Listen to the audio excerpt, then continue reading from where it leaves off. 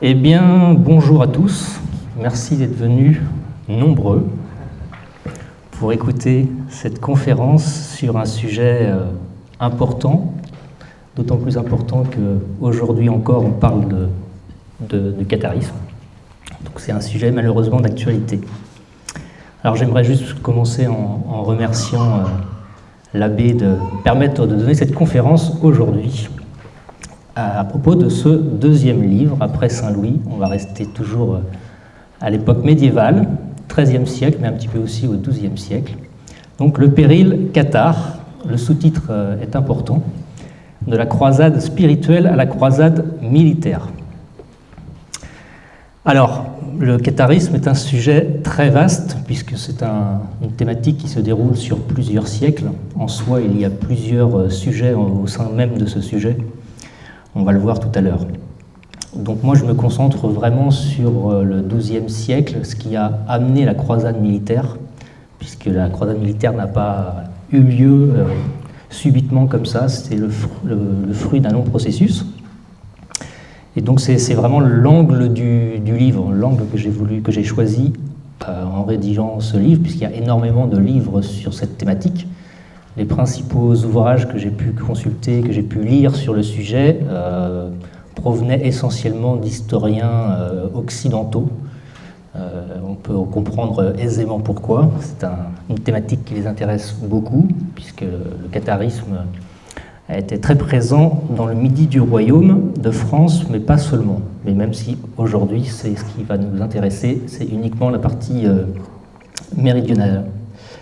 Donc il y a beaucoup à dire, mais je vais me concentrer sur cette pré-croisade spirituelle qui a été menée par la papauté, bien évidemment, mais aussi par de nombreux évêques dans le midi du royaume. Alors d'où vient cette hérésie, et surtout comment est-elle née, et comment on en est arrivé, comment la papauté en est arrivée à déclarer une croisade militaire au début du XIIIe siècle. Alors vous n'êtes pas sans savoir, vous qui êtes ici, que dans les premiers temps de la chrétienté, cette même chrétienté a connu un grand nombre d'hérésies dans toute la chrétienté.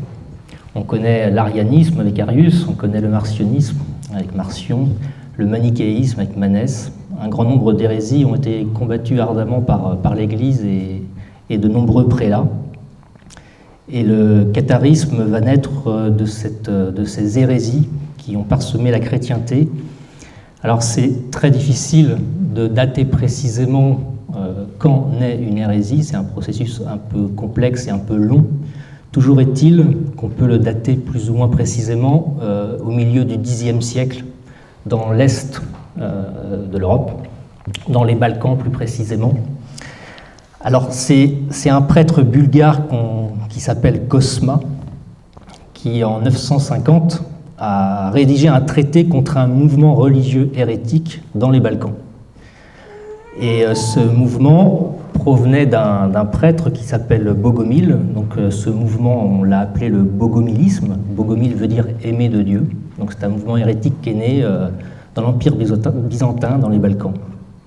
Alors ces hérétiques, c'est un syncrétisme, un mélange de plusieurs choses. Il y a du gnosticisme, il y a du manichéisme, surtout du manichéisme.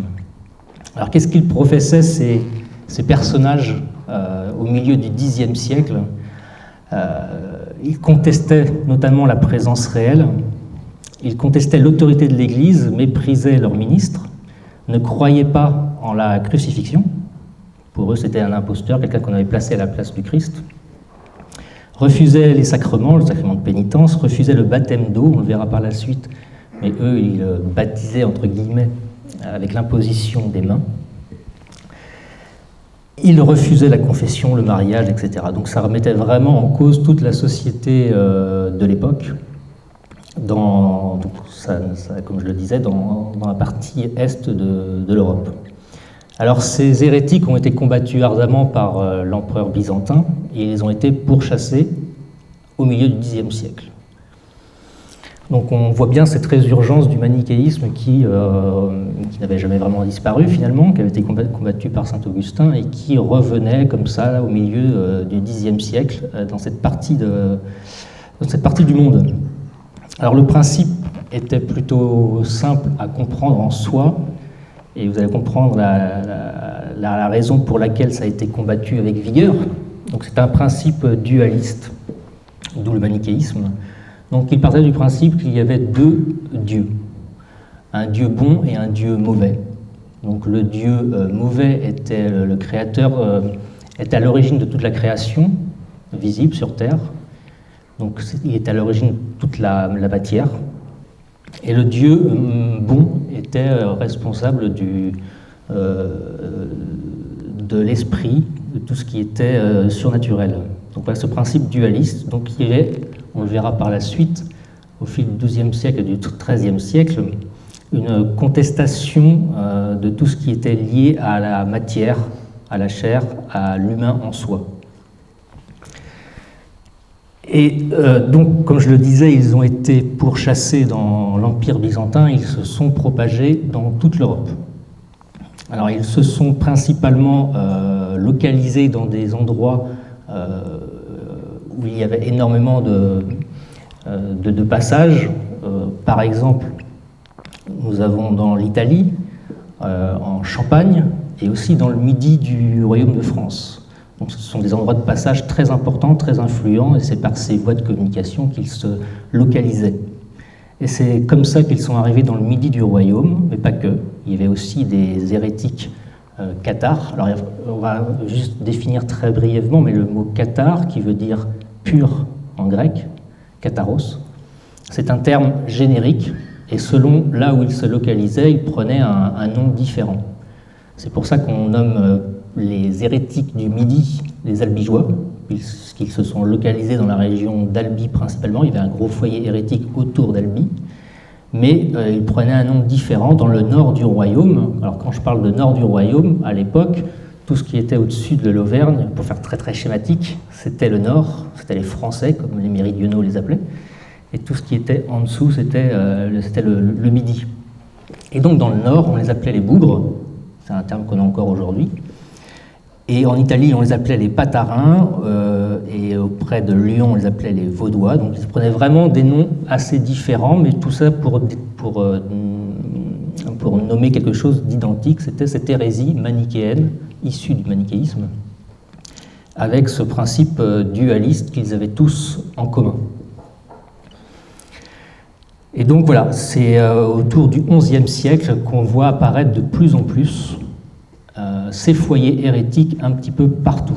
Alors le traitement qui va leur être réservé va être différent que vous soyez dans le Midi ou dans le nord du royaume, en Italie, en Champagne, en Flandre aussi évidemment. Ce sont principalement des lieux de commerce, des lieux de passage très importants. Et donc c'est la raison pour laquelle une croisade militaire au début du XIIIe siècle va être menée, puisque les seigneurs méridionaux ne vont pas leur accorder les mêmes sévices que ceux du Nord, qui vont être beaucoup plus virulents, beaucoup plus comment dirais-je, beaucoup plus durs à leur égard, contrairement à ceux du Midi qui étaient beaucoup plus ouverts. Et c'est ce qu'on reproche à l'Église aujourd'hui, puisque l'esprit cathare est encore bien présent, surtout à l'extrême gauche aujourd'hui, est très présent sur Internet. On voit encore des chaînes YouTube qui professent encore l'idéologie cathare, l'esprit cathare.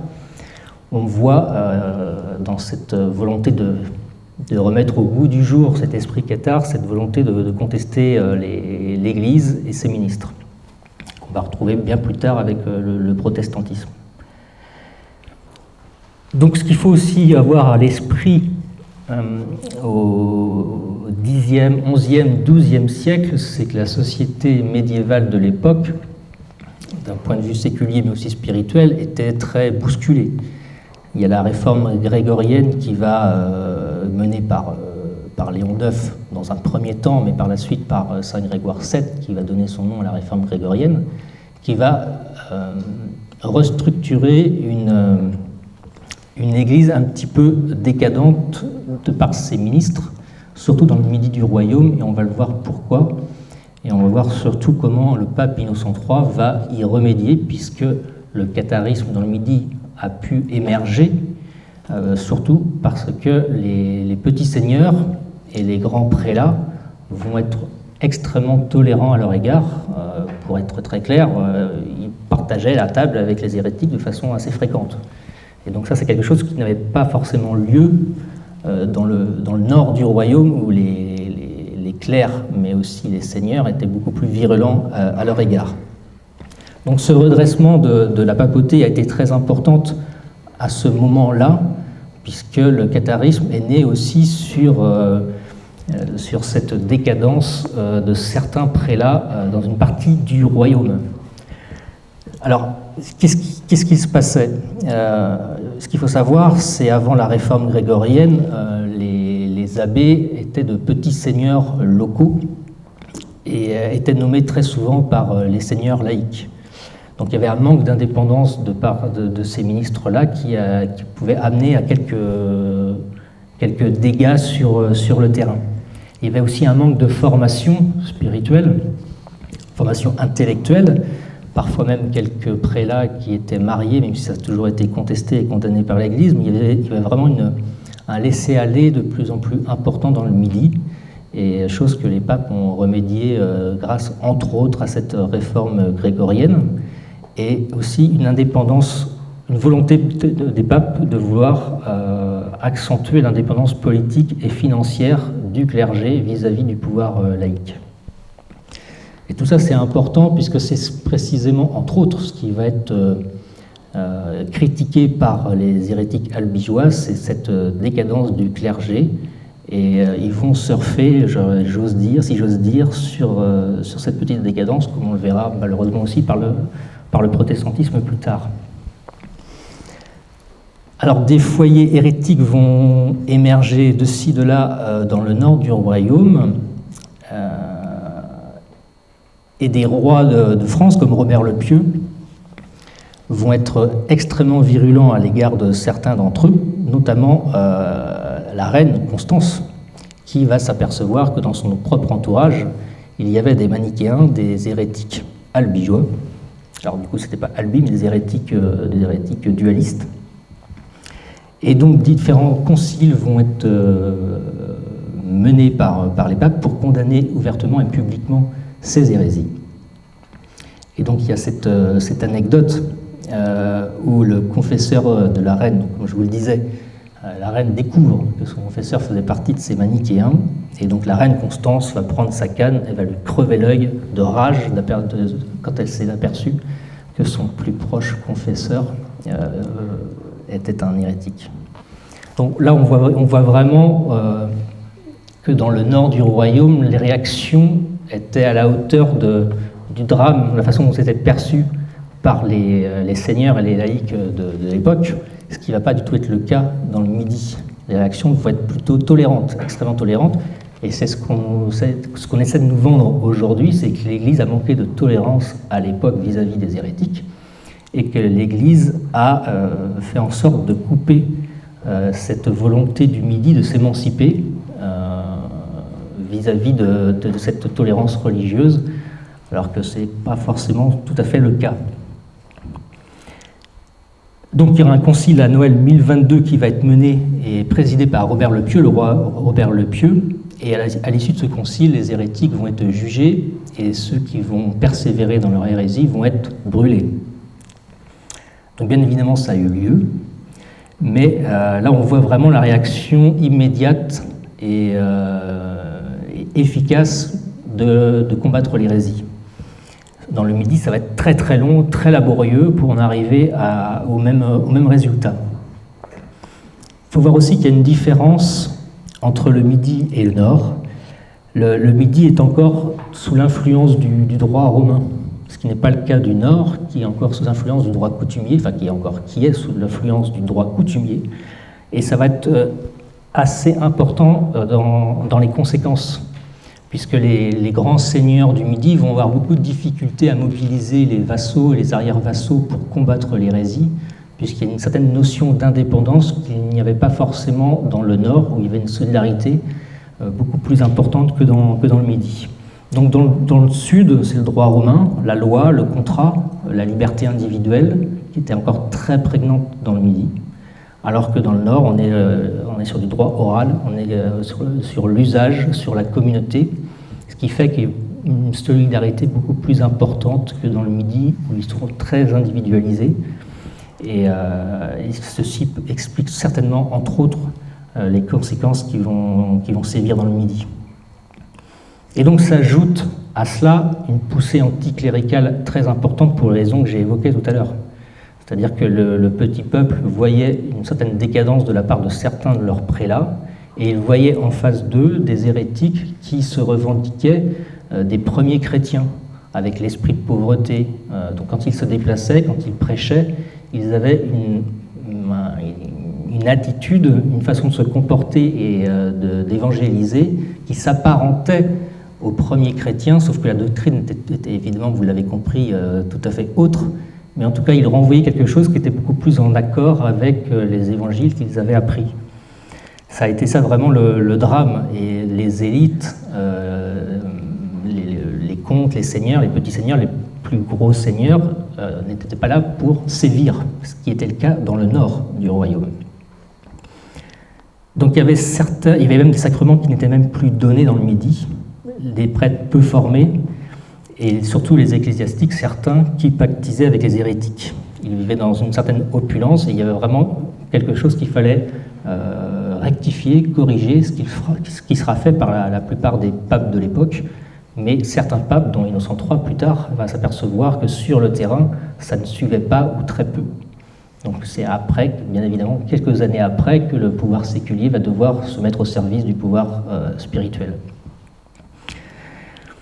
Donc un certain nombre de conciles au XIIe siècle, parce que la chrétienté a toujours été habituée, comme je le disais au début, par ces hérésies, et ça a toujours été combattu, parfois avec difficulté, mais in fine, ça a toujours été combattu, et on a réussi à aller à éteindre ces hérésies, sauf que là, le mal était beaucoup plus profond, était beaucoup plus ancien, et surtout, le pouvoir séculier n'était pas le bras armé dans la défense de l'orthodoxie.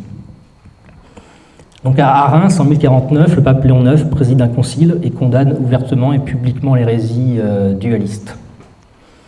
À Châlons, en 1052, des hérétiques sont extirpés des geôles par la population, ils étaient emprisonnés, extirpés et brûlés par la population. Là, nous avons la réaction des seigneurs, comme je l'ai expliqué avec la reine Constance, et aussi avec la population qui, face à des hérétiques convaincus, réagissent comme ils semblent vouloir réagir à cette époque-là.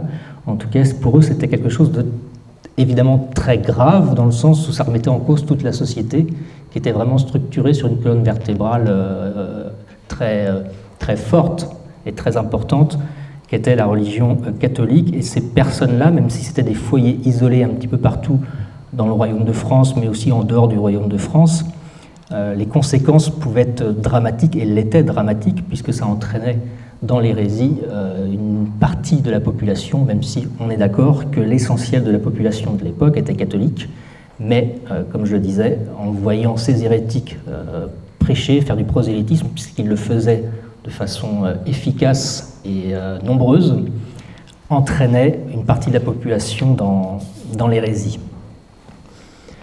Alors le XIIe siècle, c'est vraiment le siècle qui a préparé la croisade militaire du XIIIe. Et un grand personnage du XIIe siècle, c'est Bernard de Clairvaux, le futur saint Bernard de Clairvaux, qui était un grand politique, qui interagissait avec les puissants de ce monde, qui avait une influence très importante, très bénéfique, va être mobilisé pour aller sonder un petit peu dans le midi du royaume, lui qui était du côté de la Bourgogne, pour aller se renseigner sur ce qu'il se passait dans ce midi qui était, semble-t-il, très influencé par cette hérésie dualiste. On parle de 5-10% de la population du comté de Toulouse, donc c'est quand même pas non plus incroyable, mais les conséquences, elles, l'étaient. Alors, la phrase qui, selon moi, résume la volonté de l'Église de Rome au XIIe siècle, ça je tenais à le dire dans le livre, cette volonté de convertir, non par les armes, mais par la persuasion, ça a été une volonté de l'Église de tout le XIIe siècle, le début du XIIIe siècle. Et en découvrant le sujet et en lisant un certain nombre d'ouvrages sur le sujet, je me suis aperçu d'une chose très importante, c'est quelle patience elle a eu vis-à-vis des dualistes. Bon nombre auraient peut-être même agi avant, parce que la volonté de l'Église, comme la phrase que je vais vous citer, « La foi est œuvre de persuasion, on ne l'impose pas ». Donc c'est vraiment cette phrase qui résume tout à fait la volonté de l'Église au XIIe et au début du XIIIe, l'attitude que devaient avoir les clercs et la population vis-à-vis des hérétiques. Et c'est ce qui va être mené par de grands prélats, dont saint Bernard de Clairvaux.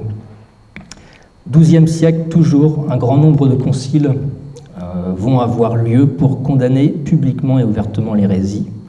En 1119 à Toulouse, un endroit qui va être le lieu de la croisade militaire, le comté de Toulouse, présidé par le pape Calix II.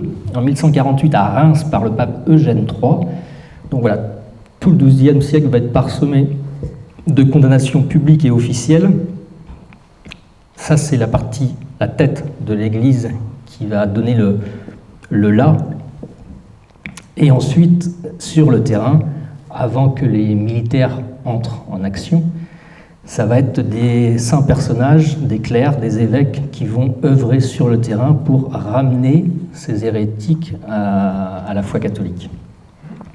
Au XIIe siècle, il y a deux personnages qui vont faire parler d'eux, deux ecclésiastiques d'ailleurs, qui vont faire beaucoup de dégâts au nord du royaume. Vous avez bien compris, le nord, c'est toute la partie au-dessus de l'Auvergne. C'est Pierre de Bruy. Pierre de Bruy qui va prêcher un petit peu partout au royaume de France. Il va vraiment, ça va vraiment être un prosélyte hors pair. Alors par contre, ce personnage va avoir il va avoir des conséquences à son prosélytisme, dans le sens où ce cher homme brûle des croix, conteste les dogmes, et donc bien évidemment les Provençaux, quand il va arriver en Provence pour prêcher son dualisme, la population va le chasser violemment. Donc on voit vraiment une réaction même de toute la population vis-à-vis de ces hérésies qui ils ne sont pas dupes de qui sont ces personnages. Mais encore une fois, ce personnage est chassé, certes de Provence, mais il va continuer son périple. Un autre personnage, Henri de Lausanne, qui est un ermite. Donc encore une fois, c'est une personne qui est vêtue pauvrement, et donc il va avoir cette aura sur la population qui va produire de graves conséquences. Donc il parcourt le royaume et distille sa doctrine. Alors il arrive au Mans, et là il va prêcher au Mans, il va prêcher auprès des paroissiens, en l'absence de l'évêque qui était parti à Rome, qui a eu l'imprudence de ne pas sonder plus sérieusement les intentions de ce personnage. Et donc, ce Henri de Lausanne va prêcher en chair. Et il va déblatérer, débiter tout son discours dualiste. Et la réaction ne va pas se faire attendre, puisqu'il faudra l'intervention du comte d'Anjou pour éviter que ce personnage soit châtié rudement, pour ne pas dire plus, tant la foule était en colère d'entendre ce qu'ils entendaient. Mais ça ne va pas arrêter ces personnages qui vont continuer à diffuser leur prosélytisme, leur thèse, un petit peu partout au royaume. Toujours cette patience, condamnation officielle de l'Église, mobilisation de saints personnages, des évêques qui vont sur le terrain combattre, contre-prêcher en parallèle de ces personnages. Et là, c'est saint Bernard qui va être sollicité par le pape pour aller se rendre en terre toulousaine. Il va s'adresser à Alphonse Jourdain. Alphonse Jourdain, c'est le comte de Toulouse de l'époque, au milieu du XIIe siècle, qui était un personnage éminemment catholique, ce qui ne sera pas le cas de ses successeurs, tous en tout cas.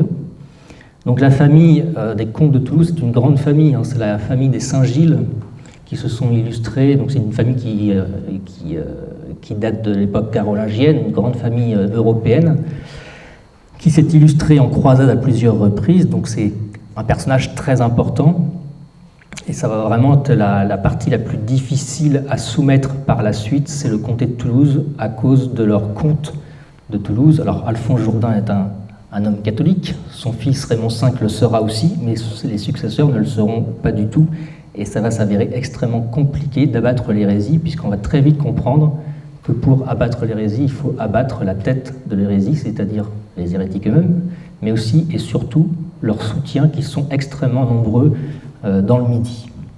Alors saint Bernard aura cette phrase à Alphonse Jourdain: « Je viens tout infirme que je suis dans ces pays que le sauvage Henri a particulièrement ravagé.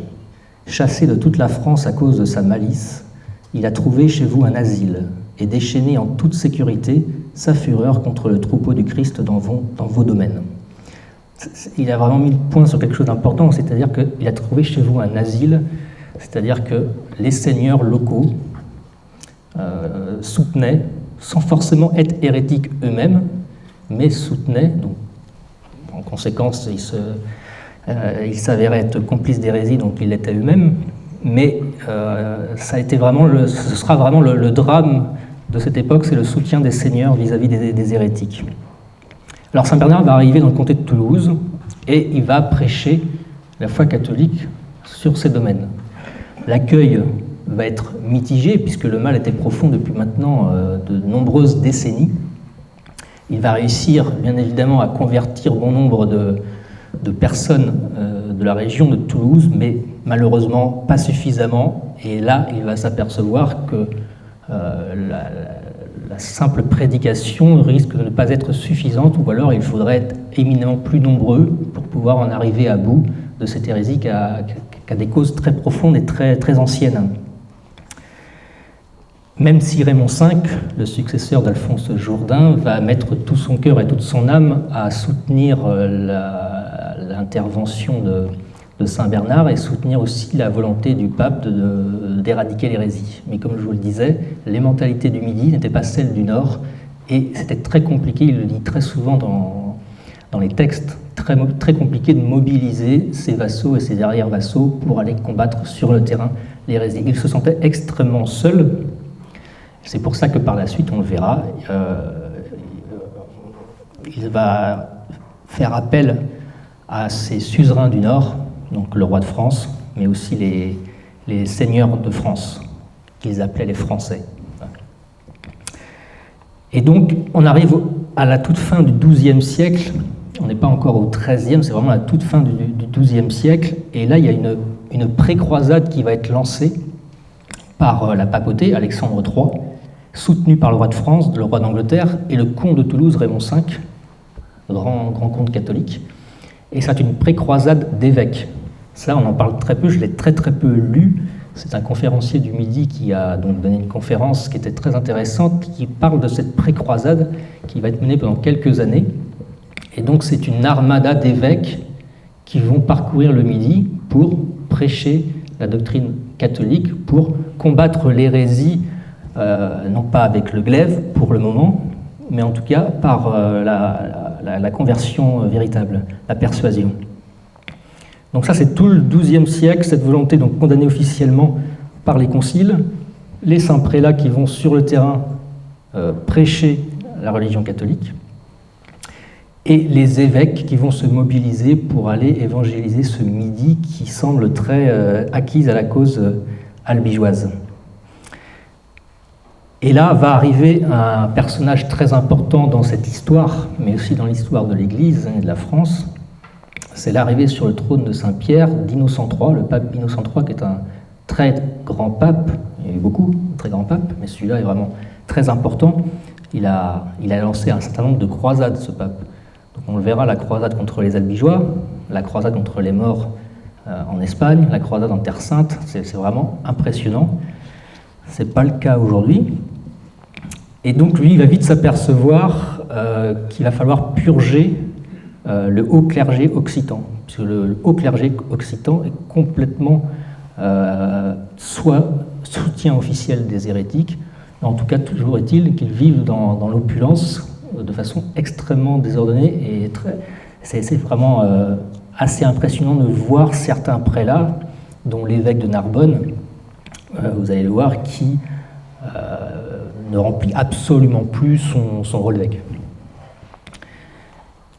La phrase d'Innocent III, « La Ligue des hérétiques doit être détruite par une instruction fidèle, car le Seigneur ne veut pas la mort du pécheur, mais qu'il se convertisse et qu'il vive. » Donc ça, cette phrase est très importante, surtout aujourd'hui où on a l'impression, en tout cas c'est ce que j'ai comme retour par l'intermédiaire des vidéos que je peux faire sur YouTube, en tout cas, quand les quelques fois où j'ai traité du sujet Qatar, on a cette vision, j'ai envie de dire, c'est pas la seule vision déformée de l'histoire et de la réalité, mais dès lors que les hérétiques se sont montrés, on s'imagine, enfin certaines personnes s'imaginent qu'une croisade militaire aussitôt a été menée pour les éradiquer. Sauf que ce n'est pas du tout cette volonté de la papauté. Les éradiquer, ça a été vraiment in fine, c'est vraiment en dernier recours où on doit faire appel aux glaives temporels. Mais la volonté première, c'est surtout de les convertir. Et donc le pape Innocent III va commencer son action très essentielle, très importante. Le 25 mars 1199, il va écrire une décrétale invitant les seigneurs à confisquer les biens des hérétiques. C'était assez commun à l'époque, en tout cas. Et là, surprise de la part du pape, aucune réaction sur le terrain. Ni les seigneurs, ni le peuple, ni les évêques, personne ne bouge, personne ne semble s'intéresser à cette volonté de Rome. Donc les évêques côtoyaient les hérétiques, et certains évêques ont même préféré démissionner de leur charge plutôt que de se soumettre à cette volonté d'Innocent III. Donc, les conséquences ont été immédiates. Innocent III suspend un grand nombre d'évêques, mène des enquêtes sur la vie menée par ces évêques et sur l'insuffisance, semble-t-il, du clergé local. Donc, Béranger, l'archevêque de Narbonne, par exemple, petit exemple qui donne le ton de la vie de ces évêques-là dans le Midi. C'est un homme du monde, plutôt qu'un homme de Dieu. 16 ans sans une seule visite dans son diocèse, par exemple. Donc il allait à la chasse avec ses maîtresses, par exemple. Là, c'est une découverte d'Innocent III qui, comme la plupart des papes, ne se sont pas rendus physiquement, personnellement sur le terrain. C'était par le biais de ses légats. Le légat, c'est un représentant officiel du pape, c'est la parole, c'est la voix du pape sur une zone déterminée. Et donc on lui remontait les informations de comment était le clergé local, qui avait pour conséquence pas de convertir la population, mais la population constatait bien la différence entre la vie menée par ces prélats, ou même du petit clergé, l'insuffisance même doctrinale du petit clergé, la dépendance vis-à-vis des seigneurs, puisque ce sont les seigneurs qui nommaient les évêques. Donc la réforme grégorienne a participé aussi à remédier à tout ceci. Et donc ça va être un bras de fer interminable entre la papauté et les petits seigneurs, qui étaient principalement c'était les principaux acquis à la cause hérétique, c'était les petits seigneurs. Donc c'est un bras de fer qui va durer des années, jusqu'à un élément déclencheur qui va motiver le pape à passer à la vitesse supérieure, puisque ça fait maintenant quasiment 100 ans que les différents papes, les différents prélats s'évertuent à vouloir ramener les hérétiques à la foi orthodoxe, sans trop de succès. Et la patience d'Innocent III se révèle ici dans cette histoire avec l'archevêque Béranger de Narbonne, puisque celui-ci, comme je viens de le préciser, était plus que décadent, mais il lui laissera malgré tout le temps de s'amender, et ce sera couronné de succès, puisque 10 ans plus tard, cet archevêque Béranger, à l'arrivée des croisés, il se rangera du côté des croisés et reviendra dans le giron de la foi catholique. Quelle patience! C'est vraiment ce qui m'a le plus étonné et surpris à la découverte de cette histoire, c'est vraiment cette patience. Même des amis qui ont lu, comment c'est possible? C'est une telle patience, au bout d'un moment, il faut agir, parce que ça devient vraiment très, très grave et très profond, mais non, toujours cette patience, cette volonté d'attendre, et que la personne incriminée puisse se convertir véritablement.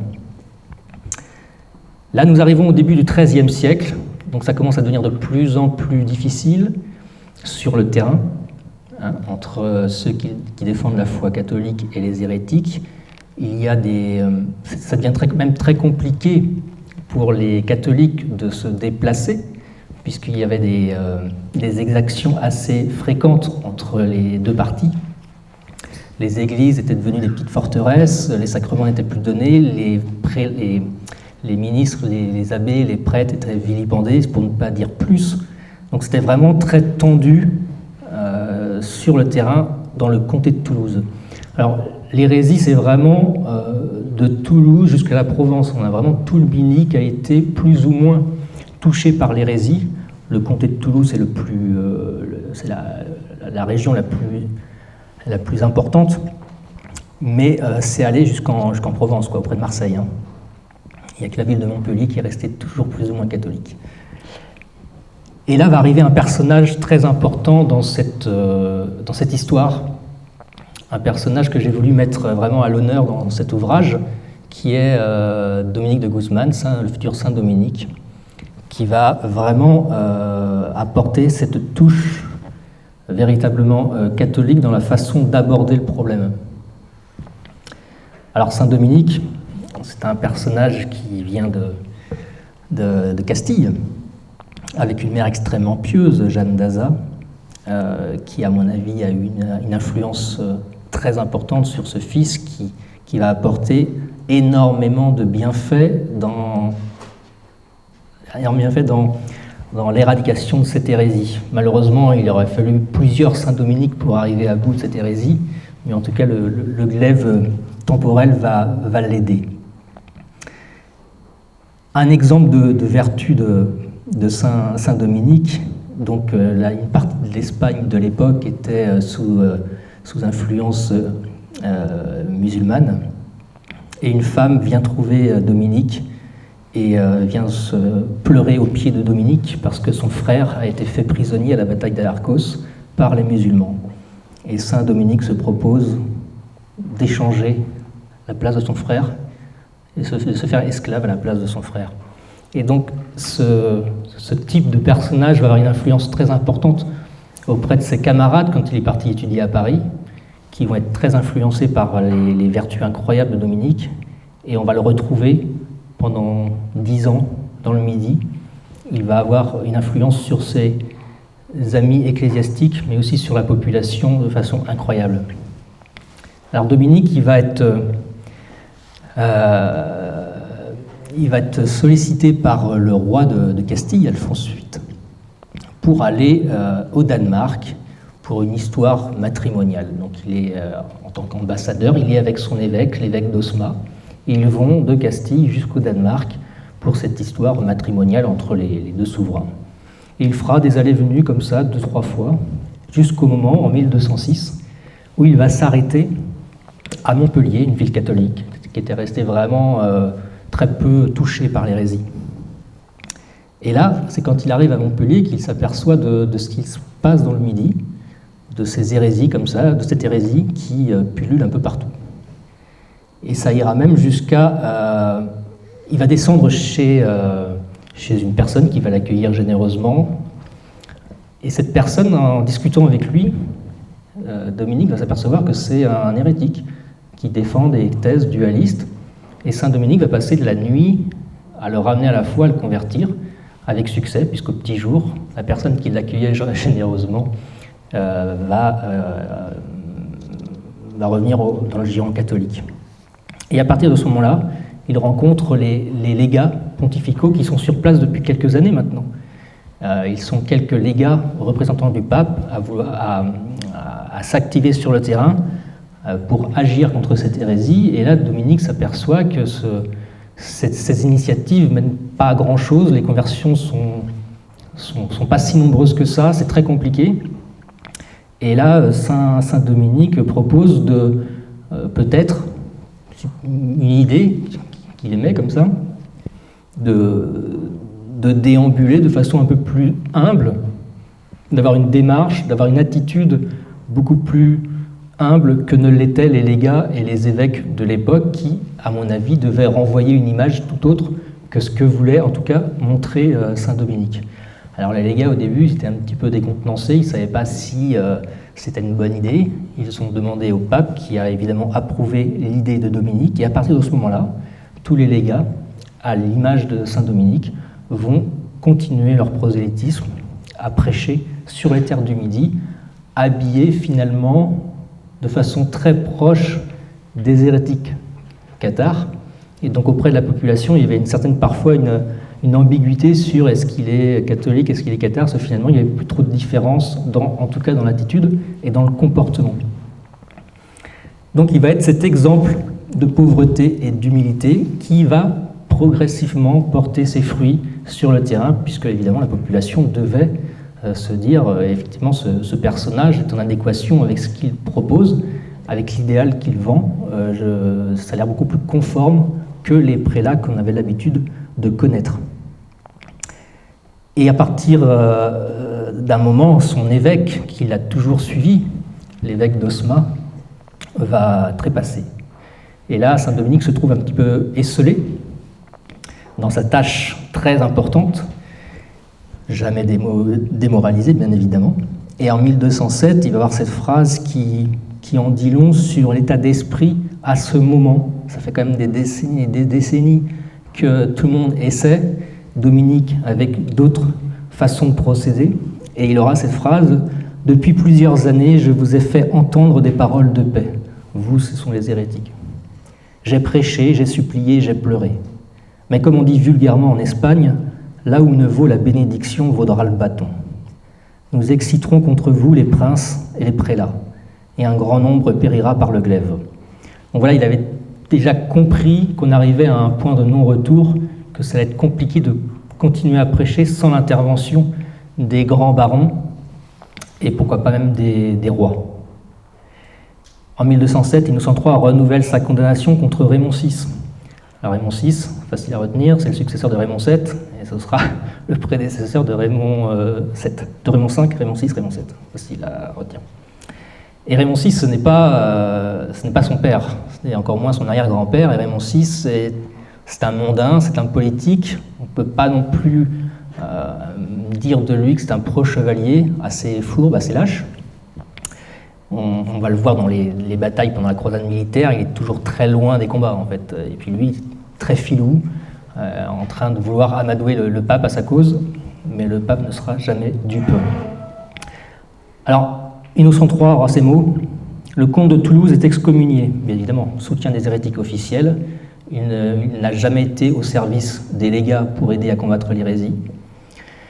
Le comte de Toulouse est excommunié pour avoir soldé des routiers qu'il emploie à ravager le pays, pour avoir violé la paix du carême, des jours de fête et des 4 temps, refusé de rendre la justice à ses adversaires, confié aux Juifs des charges publiques, persécuté des abbayes, armé des églises en forteresses. Oui, toutes les églises étaient devenues des forteresses où on y rangeait des chevaux et des armes, augmenté les péages, dépouillé des biens des évêques, pour avoir protégé les hérétiques qu'il reçoit chez lui et qu'au mépris des serments réitérés, il est devenu hérétique lui-même.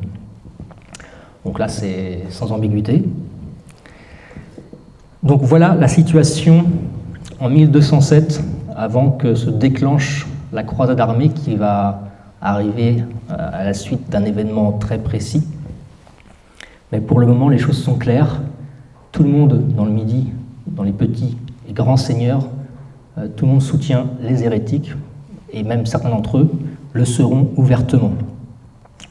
Petit aparté sur la doctrine cathare et les rituels cathares, parce qu'à partir de ce moment-là, va se structurer,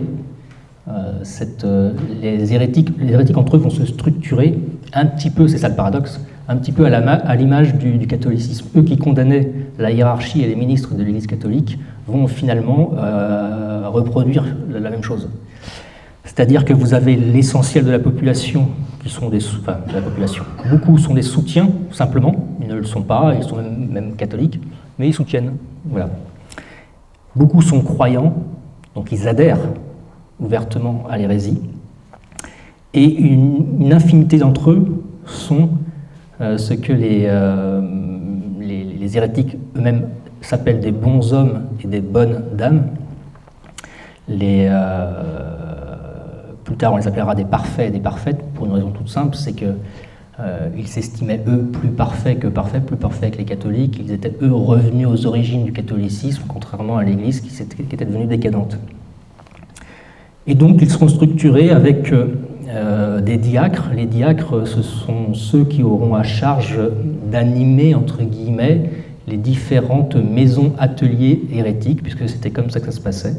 Il y avait des maisons-ateliers, même des écoles, où les hérétiques se regroupaient, on formait les enfants à cette hérésie, à ce dualisme. Et le diacre organisait, animait ces différentes maisons-ateliers. Et donc, à partir de ces maisons, où ils se regroupaient, où ils travaillaient, où ils vivaient, c'était vraiment une contre-société, ils allaient régulièrement à travers la région pour, ça faisait partie de leur doctrine aussi, aller évangéliser la population à ces thèses-là. Et au-dessus du diacre, il y avait un évêque. Alors c'est assez drôle de s'imaginer eux qui contestaient la hiérarchie et l'organisation reproduire finalement la même chose. Il y avait les évêques qui ordonnaient les parfaits et les parfaites, qui étaient un peu des religieux pour comparer avec l'Église catholique. Alors, le but de cette hérésie, c'est comme je vous le disais en introduction, il y avait une détestation de tout ce qui était de l'ordre de la matière. Donc le but, c'était, pour eux, leur vision du monde, c'était que il fallait libérer leur âme qui était prisonnière de ce corps charnel. Donc le problème, c'est ça, il fallait hâter la mort pour que cette âme puisse se libérer et aller au ciel. Donc toute cette vie terrestre était vraiment une souffrance pour eux. Ce qui va amener des dérives graves, puisque certains, ce qu'on appelle l'endura, qui était cette volonté de se laisser mourir, pour ne pas dire plus, c'est-à-dire se suicider. C'était vraiment une souffrance. Et donc, ça allait aussi loin dans le sens où ils contestaient le mariage, puisque la finalité du mariage, c'est la procréation. Et donc, qui dit procréation, dit mettre au monde un nouveau corps. Horrible. Donc, c'était vraiment ça le but. Une fois que vous étiez devenu bonhomme, bonne dame, parfaite, la même chose, le but, c'était vraiment d'être le plus pur tout au long de sa vie pour pouvoir faire en sorte que son âme, une fois morte, puisse regagner le ciel. Alors, eux, ils refusaient le baptême de l'eau, et c'était plutôt le baptême de l'imposition des mains. Et à partir de ce moment-là, donc c'était un évêque qui vous mettait les évangiles, selon saint Jean, je crois, sur la tête de cette personne-là, et par imposition des mains, il y avait d'autres évêques autour, et vous deveniez un parfait, il y avait un rituel, quelques textes, quelques petites phrases au passage, et à partir de ce moment-là, vous deveniez un parfait, et donc vous aviez une vie d'ascète, une vie très rude. C'est pour ça que très peu de gens, de leur vivant, acceptaient de passer de croyants à parfaits, parce que c'était très compliqué dans la vie. Vous ne pouvez pas manger de viande, parce qu'évidemment, manger de la chair, c'était une aberration. Il y avait énormément de contraintes au quotidien. On retrouve ça aujourd'hui, des choses, le véganisme, la peine de mort, le suicide, enfin c'est terrible. Il y a des choses qui reviennent comme ça. Et donc le but, c'est de se mettre en retrait du monde pour ne pas être corrompu par lui. Par contre, ils avaient cette obligation, dès lors que vous étiez un parfait, c'était de prêcher publiquement, d'évangéliser. Et ça va s'arrêter brutalement à partir du moment où la croisade militaire va être lancée. Puisque effectivement, il fallait qu'ils se cachent, ils allaient se terrer dans les montagnes, dans les Pyrénées, pendant toute la croisade militaire. Très peu d'évangélisation, il faisait vraiment profil bas, et on peut comprendre. Alors, parmi la petite liste, alors dans la liste de ce qu'il rejetait, alors tuer les hommes et les animaux, ça, non, c'était pas possible. Dès lors que quelqu'un, un parfait ou une parfaite, avait commis quelque chose de grave, c'était un tribunal, un jugement interne à eux. C'était entre eux qui se jugeaient. La justice civile et pénale qui rejetait, la hiérarchie féodale. Donc vous imaginez les conséquences pour la société de l'époque. C'était vraiment, vous contestiez le monde dans lequel vous viviez. Il refusait de prêter serment, de payer la dîme, il refusait l'Eucharistie, évidemment, manger le corps de Christ. Enfin, c'est la Sainte Trinité, la transubstantiation, la crucifixion, l'incarnation, vous comprenez par rapport au rejet de toute la matière, manger de la viande, des œufs et du lait, car selon eux, une fois mort, l'âme pouvait migrer dans un autre corps. Donc c'était très compliqué de manger des animaux et le mariage, évidemment. Donc voilà.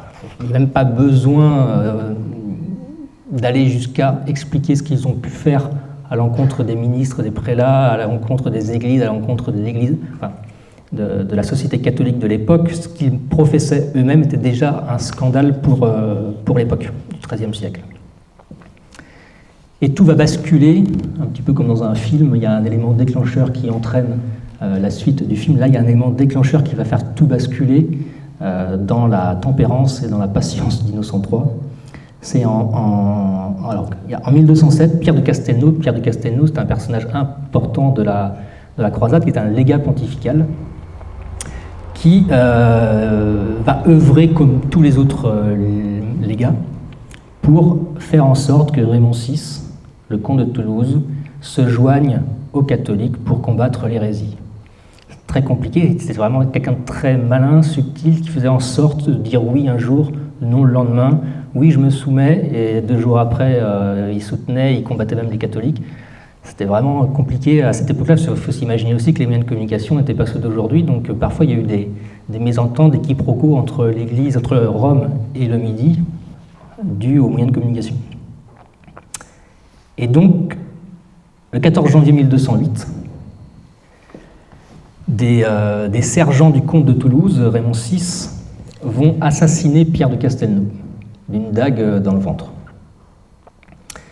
Alors, personne ne sait si ça a été commandité ouvertement par le comte Raymond VI. Toujours est-il que ce sont ses proches, et toujours est-il que Raymond VI n'a jamais dit l'inverse. Et sa vie montrera que c'est tout à fait plausible, parce que Raymond VI s'est excédé à l'encontre du légat entre les 2 hommes, ça se passait évidemment pas tout très bien. Et au moment de mourir, cette phrase incroyable de Pierre de Castelnau, qui a vu son assassin dans les yeux, « Que Dieu te pardonne, car moi je te pardonne ». Voilà, on a tout dedans. Et à partir de ce moment-là, c'est un véritable casus belli, évidemment. Le pape va demander au suzerain du comte de Toulouse, qui est Philippe Auguste, le roi de France, d'intervenir, de mettre son glaive temporel au service du spirituel, puisque visiblement, depuis 100 ans, la prédication, la conviction ne marche pas. Sauf que, au début, ça m'a un peu surpris, mais Philippe Auguste a toujours refusé de s'engager dans cette croisade militaire, pour différentes raisons, mais la plus importante, c'était qu'il était vraiment occupé à combattre l'anglais et l'empereur du Saint-Empire romain germanique. Ce qui va mener en 1214 à la bataille de Bouvines. Donc, a posteriori, on peut comprendre, et on peut même dire qu'il a eu raison, puisque le danger était aussi grave dans le nord, et avec le roi d'Angleterre et l'empereur. Mais en tout cas, pendant des années, Philippe Auguste n'a pas apporté son armée conséquente, puisqu'il fallait une armée conséquente pour en venir à bout d'un territoire aussi grand que le comté de Toulouse et aussi puissant, surtout. Donc il refuse, mais il laisse ses barons intervenir à sa place, en son nom, et c'est ce qui va se passer. Les barons vont partir d'Île-de-France, de Champagne, de Normandie, du Maine, de partout. Ils vont descendre le Rhône, comme ça se passe habituellement. Quand ils vont dans le Midi, ils passent par le Rhône. Et ils vont arriver patiemment vers Béziers. Petite phrase d'Innocent III à l'intention des féodaux. Vous avez toute la doctrine médiévale d'Innocent III dans cette phrase. « Joignez votre glaive au nôtre. Au nom de Moïse et de Pierre, scellez cette alliance de la royauté et du sacerdoce. Quand vous aurez chassé les hérétiques, établissez-y des habitants catholiques qui, selon l'enseignement de votre foi orthodoxe et sous votre heureuse domination, puissent servir Dieu dans la justice et la sainteté. » Petit aparté sur qui sont les acteurs de cette croisade qui commence. Nous avons des grands noms, nous avons Raymond VI, évidemment le comte de Toulouse, très puissant. Nous avons son vassal direct, Raymond Roger Trencavel, un grand nom aussi de la croisade abilgeoise. Si vous vous intéressez à cette croisade, c'est un nom qui revient assez fréquemment, qui est le vicomte de Béziers, Carcassonne. Et Raymond Roger de Foix, le comte de Foix, qui lui est totalement acquis à la cause hérétique. Donc nous avons ces trois plus gros seigneurs du Midi qui vont avoir face à eux le légat très important qui va œuvrer pendant très longtemps, qui est Arnaud Amalric, qui va être l'ennemi juré de Raymond VI. un personnage qui va être un personnage essentiel, pour qui j'ai beaucoup d'affection, c'est Simon de Montfort, un petit seigneur d'Île-de-France qui s'est illustré à la 4e croisade, qui connaît bien Philippe Auguste, et qui va être vraiment le bras armé de toute cette croisade. Ce qu'il faut bien avoir à l'esprit, c'est que quand on mène une croisade, c'est le légat pontifical qui est le chef spirituel de la croisade. Le chef militaire, ça va devenir Simon de Montfort, ce n'est pas encore le cas, mais ça va le devenir. Mais Simon de Montfort est au service du légat pontifical, puisque le légat est la voix du pape. Et à partir de ce moment-là, le Raymond VI, comme je vous le disais, qui n'est pas un preux chevalier, mais plutôt fourbe, va sentir que le vent tourne. Et là, ce n'est plus les petits évêques qui débarquent tranquillement dans la région pour les évangéliser. Non, là, maintenant, ce sont les barons du Nord, avec leur armée impressionnante qui descend le Rhône et qui arrive sur ces terres. Donc là, c'est plus du tout la même chose. Et donc sa volonté, toujours en fin politique au service du mal, c'est d'amadouer le pape, de lui faire comprendre qu'il veut se soumettre à l'Église, ce qui ferait lever l'excommunication. Et donc lui, ce que veut Raymond VI, c'est changer de légat. Voilà. Faisons simple. Arnaud Amalric ne lui convient pas, parce qu'Arnaud Amalric est très rigoureux, très dur, très exigeant, et lui, ce qu'il veut, Raymond VI, c'est un légat à sa botte. Sauf que Innocent III n'est pas dupe, connaît très bien les intentions de ce grand seigneur, et il va être d'accord avec lui, il va lui dire « ouais, pas de souci », mais il va laisser Arnaud Amalric, il va lui mettre un légat plus proche de ses idées, tout en conservant Arnaud Amalric. Voilà. Donc Raymond VI, content, il aura un légat à sa botte, il va dire « j'ai un légat selon mon cœur », ou plutôt « c'est moi le légat ». Sauf qu'Arnaud Amalric est toujours là, et c'est lui qui va vraiment œuvrer, et l'autre, il sera aux côtés, évidemment, ils seront plusieurs légats. Et en 1209, Raymond VI va se soumettre publiquement et officiellement à l'Église dans une grande procession, un grand événement, et ça aura lieu, et ça c'est symbolique, ça va avoir lieu à Saint-Gilles, dans la ville historique des comtes de Toulouse. C'est Raymond de Saint-Gilles. Donc à Saint-Gilles, procession publique de soumission à l'Église, le 18 juin 1209, et juste à côté du tombeau de Pierre de Castelnau. Il devra passer devant le tombeau au moment de sa soumission. Tout est symbole. Donc là, Raymond VI est content, il a évité le pire, il se met du côté des croisés. C'est bon. Sauf qu'il faut s'imaginer à l'époque, c'est que Raymond VI va arriver sur ces terres dans le camp ennemi du point de vue des hérétiques pour pouvoir mater l'hérésie. Donc la population toulousaine va voir leur seigneur arriver avec les croisés pour les mater. C'est une situation assez incroyable. Il faut s'imaginer 20 000 chevaliers arrivés sur les terres du Midi.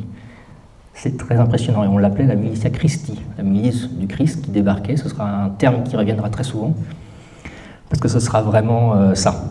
Donc au début c'est une promenade de santé puisqu'en face il y a très peu de personnes pour s'opposer à cette armée impressionnante. Les petits seigneurs se soumettent très rapidement parce qu'il y a énormément de petits châteaux et ces petits seigneurs sont souvent sous l'influence et l'autorité de leur suzerain, de leur suzerain. Sauf que là, l'armée des barons débarquant, on se soumet assez rapidement. Et arrive le siège très important de Béziers. On a dit pique-pendre sur ce siège de Béziers. Je ne sais pas si vous avez cette phrase culte, cette phrase mythique qui a été soi-disant... Non, ça ne vous dit rien ? Voilà, c'est ça. Alors je vais le dire pour la caméra. Mais en tout cas, pendant ce siège de Béziers, l'armée... Alors très souvent, pendant toute cette croisade, pendant 10 ans, ce sont essentiellement des combats, ce sont des sièges. C'est-à-dire que l'armée se positionne devant le château, on attend qu'il n'y ait plus ni à manger ni à boire, et ensuite le seigneur, quand il constate qu'il n'y a plus rien, il fait en sorte de négocier avec l'armée en face. C'est souvent ce qui s'est passé pendant cette croisade. Il y a très peu de combats directs. Il y en a eu, mais très peu. Et pendant ce siège, il y a ce qu'on appelle des routiers. Les routiers, ce sont des mercenaires qui sont payés à la tâche, qui se mettent au service des armées, c'était condamné par l'Église, puisque ce sont vraiment des personnages redoutables qui faisaient vraiment les basses besognes pendant les combats. C'était pas très glorieux, c'était pas chevaleresque, mais en tout cas, il y a eu, à un moment donné, à Béziers, de la population qui a ouvert les portes, qui allait un petit peu titiller et provoquer les croisés. Toujours est-il, qu'est-ce qui s'est passé? C'est que des croisés ont poursuivi ces routiers jusque dans Béziers, les portes étaient restées bien évidemment ouvertes. Le chef de la croisade, qui est Simon de Montfort, avec toute sa cour, constate que toute la foule rentre dans Béziers, la foule de croisés rentre dans Béziers, attirée par ce qui vient de se passer. C'est très compliqué de constater sur une grande plaine avec un siège, un château, des portes qui s'ouvrent et des gens qui rentrent. Toujours est-il qu'il y a eu un carnage qui a été perpétré dans la ville de Béziers, avec vraiment énormément de morts. Donc les chiffres, c'est du simple au triple, du simple au double, donc on va éviter les chiffres, mais beaucoup, en tout cas, un massacre conséquent dans Béziers. Ce qui fera dire, alors c'est une phrase apocryphe, apparemment, le légat pontifical Arnaud Malric aurait dit « Tuez-les tous, Dieu reconnaîtra les siens ». Pourquoi cette phrase? Parce que dans Béziers, il y avait des hérétiques et des catholiques. On est d'accord?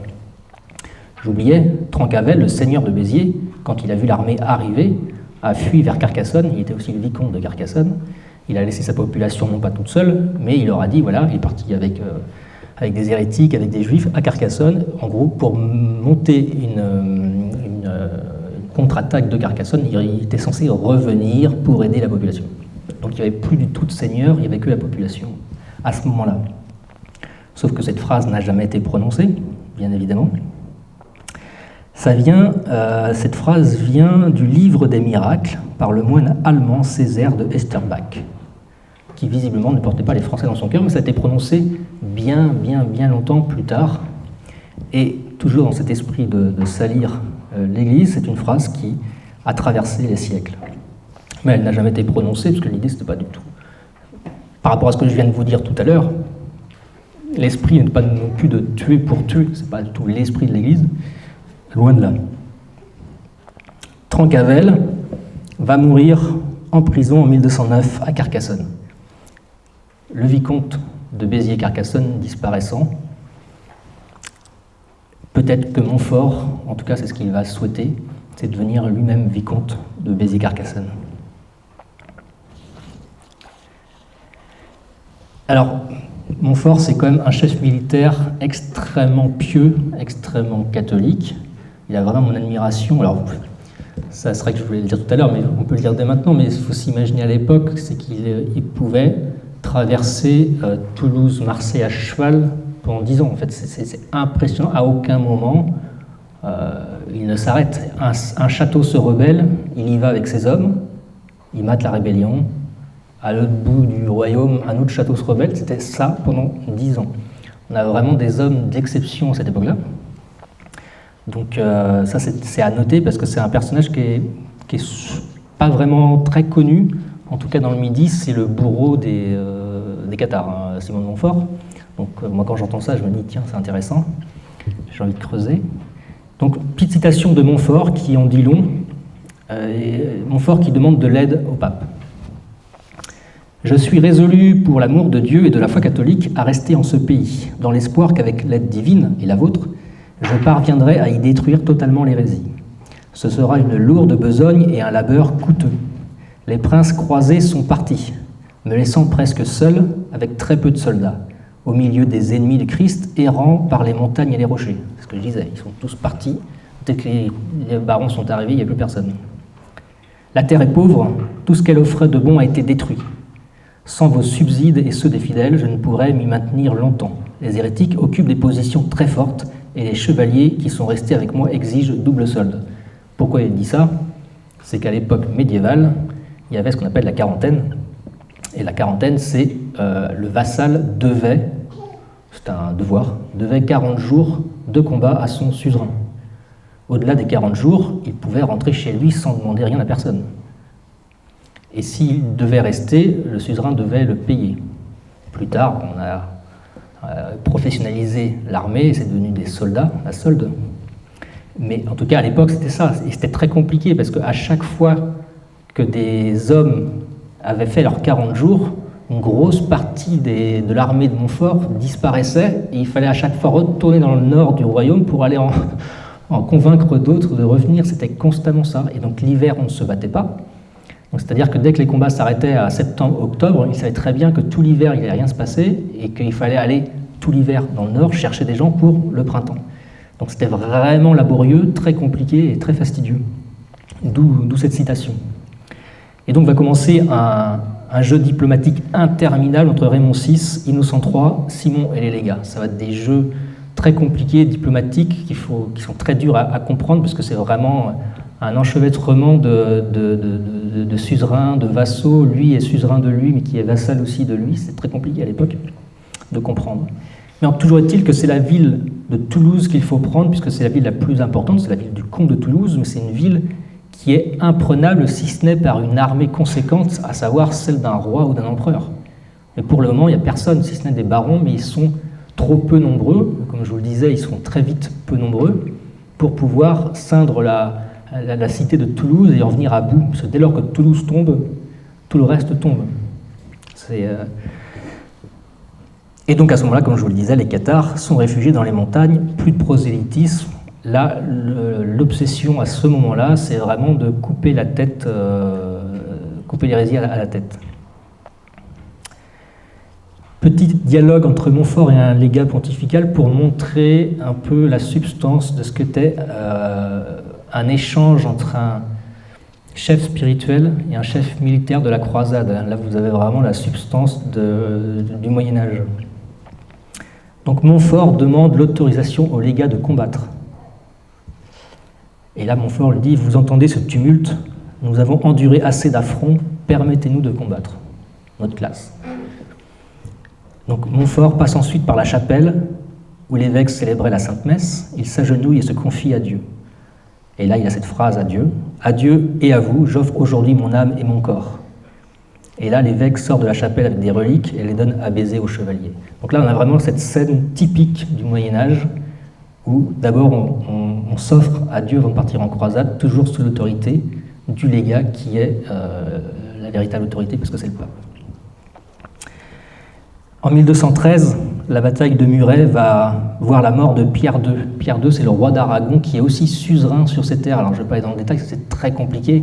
Philippe Auguste est suzerain de quelques terres, mais Pierre II d'Aragon est aussi suzerain d'autres terres. Et donc il y a vraiment une guerre entre ces deux rois, Philippe Auguste, qui va revendiquer aussi des possessions dans le Midi, et Pierre II d'Aragon. Pierre II d'Aragon, qui est un roi catholique, qui a le soutien du pape, va se mettre dans un premier temps à vouloir convaincre Raymond VI d'arrêter et de se soumettre véritablement, mais pour des raisons politiques qui m'échappent, à la fin de sa vie, il sera plutôt rangé du côté de Raymond VI, et ça va vraiment être le drame. En tout cas, il mourra le 10 septembre 1213 à la bataille de Muret, au sein d'un combat valeureux, guerrier. Même Simon de Montfort aura beaucoup de respect pour cet ennemi qu'il combattait, et va glorifier un peu la mémoire de Pierre II à l'issue de sa mort. Là, on avance dans la croix. Je vous épargne tous les sièges parce que c'est une accumulation de sièges. Donc c'est pas que c'est ennuyeux, c'est que c'est copier-coller, quoi. C'est toujours la même chose. On arrive devant un château, on fait un siège, et puis au bout d'un moment, on réussit à en arriver au bout du Seigneur. On va ailleurs pour un autre siège. Pendant ce temps-là, le Seigneur se rebelle à nouveau, et on recommence. C'est sans arrêt ça. Il n'y a jamais de finalité, c'est interminable. Jusqu'au jour où, enfin, il faudra l'intervention d'un roi de France pour vraiment mettre un terme à tout ça. Le 11 novembre 1215 va s'ouvrir le 4e concile du Latran, qui va être un concile très important, qui va évidemment traiter du sujet de l'hérésie albigeoise.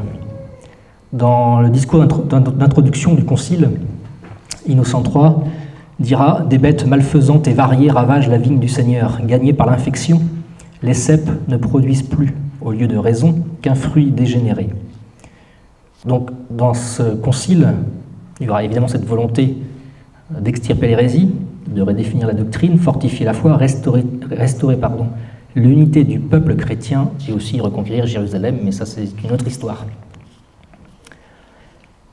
À la fin du concile, le 14 décembre 1215, Innocent III rend son verdict. Montfort récupère l'autorité sur Toulouse. Il devient comte de Toulouse. Raymond VI est déchu de son autorité de comte de Toulouse. Et ce qui est intéressant aussi de noter, c'est que la ville de Toulouse est tellement grande qu'il y a au bout d'un moment, il y a une guerre civile même au sein de la cité de Toulouse. Vous avez les soutiens des hérétiques, vous avez aussi simplement des gens qui détestent les Français. Les Français, ce sont les barons. Et vous avez ceux qui soutiennent Montfort et l'Église.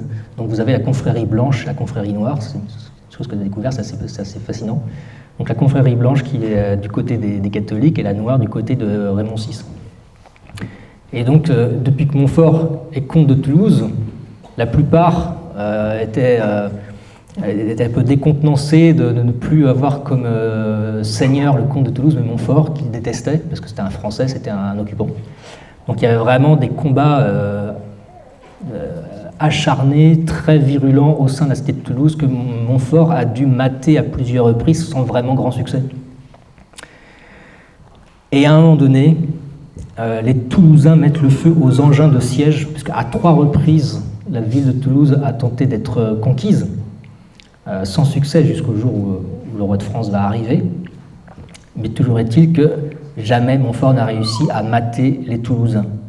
Et au moment où les Toulousains mettent le feu aux engins de siège des croisés, on vient trouver Montfort en disant, voilà, là c'est parti, les engins de siège brûlent, il faut intervenir vite, parce que là il y a une vraie guerre civile dans Toulouse, il faut agir. Et là cette phrase de Montfort qui dit tout de qui est Montfort, souffre, à la personne qui vient le voir, souffre que j'assiste au divin mystère et que je vois d'abord le sacrement, signe de notre rédemption. Je ne sortirai pas avant d'avoir contemplé mon Rédempteur. Et quand le prêtre éleva l'hostie, allons, s'il le faut, mourons pour celui qui a daigné mourir pour nous. Voilà, on a vraiment la personnalité de Simon de Montfort. Et là, à partir de ce moment-là, le prince Louis, le futur Louis VIII, va aussi lui faire sa quarantaine de reconnaissance, certains diront de simple reconnaissance, puis il fera ses 40 jours autour de Toulouse pour voir un petit peu cette terre, ce qui se passe. Son père, Philippe Auguste, est plutôt en fin de vie. Mais en tout cas, il ne se passera rien à Toulouse, parce que Montfort va juste mater quelques châteaux, petits châteaux rebelles, mais Toulouse restera Toulouse. Pour le moment, nous sommes en 1219.